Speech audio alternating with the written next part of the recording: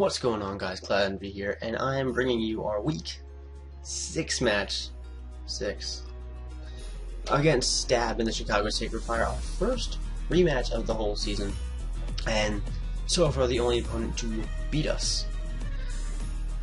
But we came prepared this time, bringing the exact same team, except Sneasel instead of Frostlass. He changed a couple stuff up, but let's just jump into it.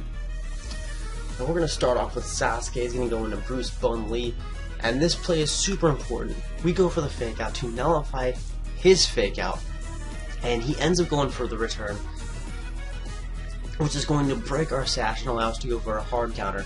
And that's a turn 2 kill on Mega Lopunny, and that is so important because Mega Lopunny just destroys everything. But he's going to go into the EQ. We're going to go into Stormcaller. And I didn't predict the switch into Mega Houndoom. I just want to be prepared for whatever he did switch into. So luckily, the U-turn came through. And he's going to get that out of there. We scared it away. I didn't expect the Salamence. I thought he'd go into the Clefable, so we went for the Gunk Shot. And that's just another Gunk Shot that Infernape's missed. I don't think it's ever landed one in the history of ever. But he's going to go back into Houndoom. Now this was a risk I did not need to take.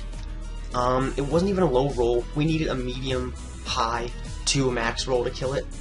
I just didn't have a switch in. But we are going to kill the Hound. Well, Houndoom's going to die to its own life orb. Then we're going to back out of there into Bruce Willis, who's going to eat this Earthquake like a champion, rapid spin the rocks away, and we're stuck in another matchup where it's just going to come down to who can keep the rocks up. Luckily, he does switch Registeel out of there, allowing us to get our rapid spin off. I took this down to 75% speed, and I'm still just trying to keep up with it. I expected a Tail Glow here, but he goes into Scald, which doesn't do a lick of damage to Charybdis. But he does it again. I guess he expected us to switch out. We're gonna go for our own Scald. I figured he had no reason to switch out. We might as well try to get a burn off. But he goes into Aesop's, who's gonna take an okay amount from Earthquake. Not great, but a good amount. And I really need to preserve Swampert, so we're going to go into Red Rocket, who takes his HP, I want to say Psychic or Ground, one of those two. Probably Ground for Heatran. But he's going to go into Registeel, who's going to eat this Flare Blitz. Oh my god, that was such a good play with that Aqua Berry. It really was. Because that definitely saved his life. We are a Banded Ape. But he goes back into Salamence, matching up against Stormcaller. I really should have preserved Zapdos better. I shouldn't have let it take that Fire Blast, yeah. But Aesop's Clefable is going to eat that HP Ice. He knew we were packing it. He's not stupid.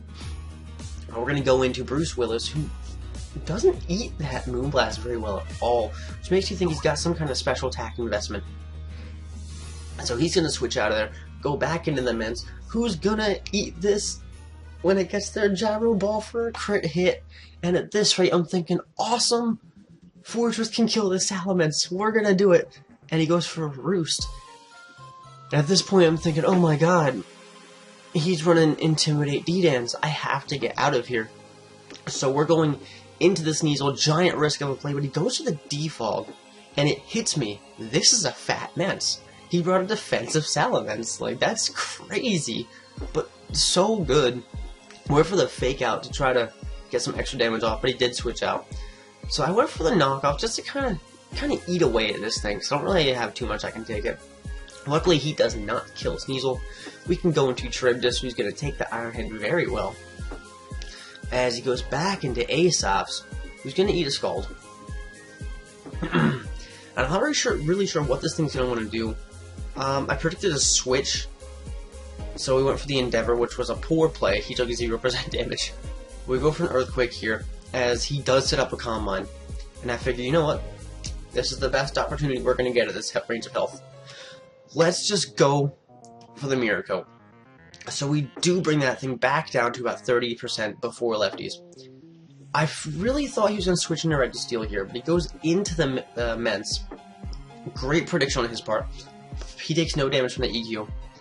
But unfortunately, I really didn't see a reason to keep Swampert alive anymore, so we did kind of have to sack it there. Now Bruce Willis is coming back out, He's revealed his entire move set by this point, so I know he does not carry the flamethrower or the fire blast. We can safely sit in here with Fortress, get rid of rocks, and set up rocks. But he goes back into Colossus to take this wish, and it just hurts. Now, it didn't click in my head this was a custom match, and I made a Mega Beedrill. But luckily, it doesn't matter here since we were going to outspeed as regular Beedrill. So, that was a good way of luck. I really didn't want to enter in as a Mega Beedrill on him. That wouldn't be fair at all. But he does set his rocks back up. We get our rocks back up. This whole game is just hazard control left and right. It's really intense. It's so good. He goes back into his Menses, taking the Rapid Spin, getting our rocks away. And now that I know it has defog, I really have to try to keep the pressure on him. I figured he would expect the Sneasel switch, so I kind of had to sack off Red Rocket here. I know it was kind of a poor play, but Red Rocket could take out the Red to Steel, but at the same time, he still had Manaphy, he had Clefable, and he had Salamence. It just wasn't... It was my safest play. Sneasel was more important by that point. But I guess he predicted a HP Ice. Luckily, we predicted the Red to Steel switch. He's going to eat that, goes into Clefable, dies to Thunderbolt, goes into Poseidon here. I'm sorry, Poseidon. And he's carrying the Walking Berry again. I really didn't think he would, just because it was, I don't want to say predictable, because obviously it wasn't, but it was a great play. We do get the paralysis on Manaphy. It doesn't actually matter though. But he goes into the Mega Mens. I can see now that it was pretty much built for Beedrill, but we're gonna try to scare it out with the Sneasel.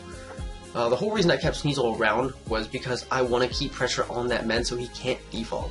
I know 1% really isn't threatening, but now I don't know if that was a roll or I just couched his defenses wrong, because that should have killed anything higher than a minimum roll.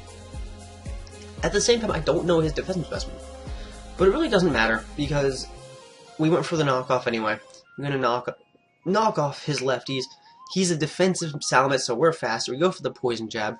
Registeel switches in, dies to Rocks, and Manaphy switches in and dies to Rocks. So that gives your Jersey Dwebbles a 5-1 victory with a +12 differential, and that makes me so happy. We are still maintaining our tippy top of the mountain in this league. And oh my god, Stab. That was such a scary match. Little side story. We had this match on a Wednesday, and I didn't know that he couldn't find his chargers, we couldn't do Wi-Fi, and I'm thinking, oh, you know what? My boss left. I have nothing to do at work. Let's just have the battle now. So he agrees to it, and we're running a Yu-Gi-Oh tournament as this is all happening. So I'm sitting there trying to strategize, and I told him beforehand, look, like, I'm still at work, I might have to deal with customers, so I'm sorry if my turns take a little bit. And he's just like, okay, yeah, whatever, I mean, it's fine. So I'm sitting here, and my manager walks up, and he's like, what are you watching? And I'm like, bro, you don't even understand. So I explained the whole process of the league and everything to him. He's very familiar with Wi-Fi battling. Doesn't play Smoggin. He's that guy who goes in with a minimized Chansey. But my manager's getting really into this, and he's asking about my plays. I'm explaining everything to him, and the Yu-Gi-Oh tournament ends. So I minimize the window, and my manager says, whoa, whoa, whoa, we have priorities. And he walks to the front counter and says, everyone trying to collect your Yu-Gi-Oh prizes. We have something important going on. If you want it bad enough, you will wait. And it was just so great to have that cool of a manager on shift with me. I think around the last couple turns of the battle, it was myself at the computer, my manager over my shoulder, and the entirety of the Yu-Gi-Oh community just piled behind us watching this battle. And as soon as that Manaphy died, the entire store just lit up, and it was just fantastic. I definitely plan to have more matches at work. But anyway, guys, thank you very much for watching. If you get a chance, please check out Stab's channel. He's a really, really great battler. One reason I was really afraid of him is because I've seen his prep, I've seen him battle, and he's really, really good. But that's it for me, guys. I will see you next time. We do have a team builder for J Specs and the Hand and Hydrogons coming up later this week, so stay tuned for that. But until then, stay frosty.